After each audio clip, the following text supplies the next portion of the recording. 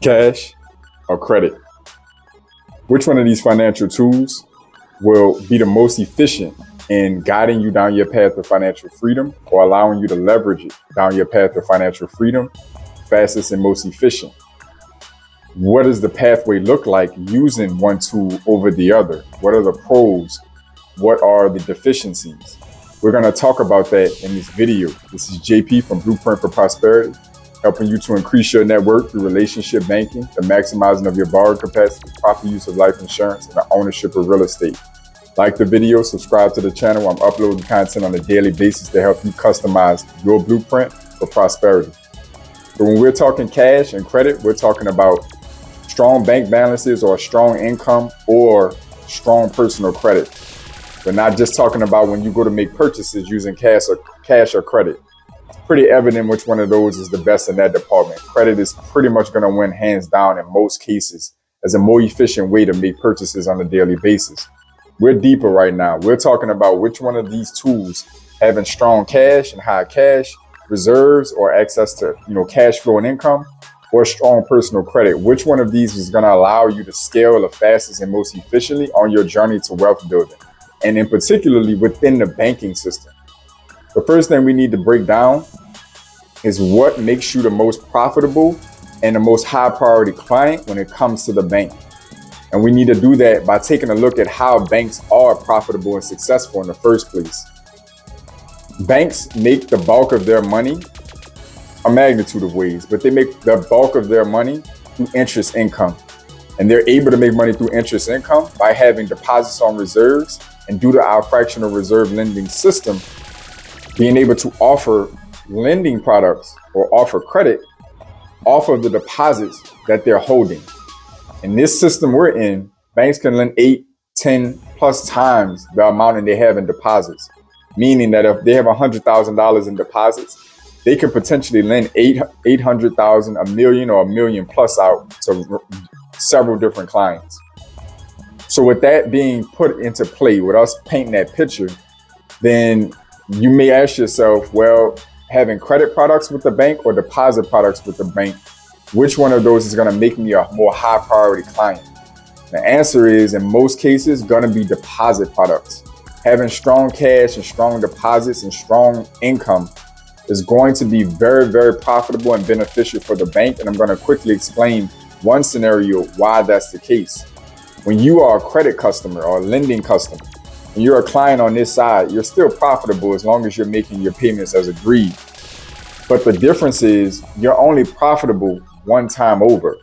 You get one loan or one credit card at a time, and you pay whatever the interest rate or whatever, interchange fees they're getting off your credit card purchases. They're getting that because you're pretty much one person. It's one loan product.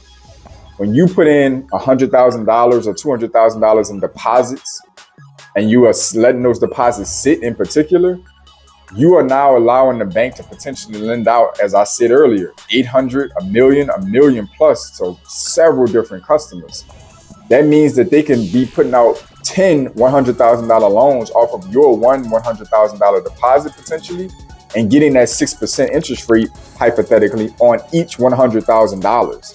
So you're much more profitable on the deposit side if you're a strong deposit customer. This is why, if you ever pay attention, most financial institutions layer up the quality of accounts and banking services on your deposits, not how much you're borrowing. It happens, but you'll rarely see where you get better perks and benefits or more features and benefits or better interest or earnings because you have more lending products. It's almost always deposit and investment products that banks grade you by for your client potential, the relationship potential. So with that being understood, where does personal credit thrive? Where does that aspect lead you when you're talking about the banking system and even just out in your wealth journey, as far as scaling up your wealth journey? Personal credit is going to be faster in a sense of speaking. Why is that? Because personal credit allows you to develop your financial reputation. You may not be as profitable for each individual institution, but you're still a profitable customer. And the fact that they're going to report your positive payment history and other credit data out on your report card, your credit report, and other institutions are going to want to do business with you and lend money to you, this starts to scale your ability to use OPM, other people's money. And as many of us may already know who are on our wealth journeys or starting to get educated on it, OPM is the golden goose or the fuel to building wealth in America. Using cash is too finite, it's too fixed. The reality of it is you have $100,000 or $200,000 for whatever sets of reasons, whether you saved it, inherited it, whatever the case may be, your likelihood of getting your hands on the next $100,000 or $200,000 could take a really long time. Credit is scalable. You get yourself in a position where you can borrow 20, 30, 50, 100,000, 150,000 and beyond. You can do this almost overnight as you continue to build out your financial reputation, because you can work with multiple institutions. You only have one lump sum of cash. So the answer is both. Ideally, in a perfect world, you have great cash deposits, you have great personal credit. There's literally nothing you can't accomplish financially in this system. But if you are in a situation that many of us end up in, where we either are great with cash, we either save well, we have high income, we have inheritance, whatever the case may be, for some reason we have access to cash. We had an asset, we got lucky and the house appreciated, we sold it and got a lump sum of cash, whatever the case may be. If you're sitting on significant cash, upper 5, 6 figures or beyond, then in essence, you are going to have to consider leveraging that cash maybe into credit if you really want to scale fast and stay a profitable customer at the same time. What I mean by that is you may have to, borrow against that cash and develop your financial reputation that way. Secured loans may be an example of that, or unsecured loans, or you have to use those deposit products to move from one institution to the next, collecting credit products off of your deposit relationship. There's a skill to that. On the flip side, with personal credit, it's the same scenario. You have to, at that point in time, develop enough of a banking relationship with one institution and enough of a credit reputation with one institution to extrapolate that out to other institutions.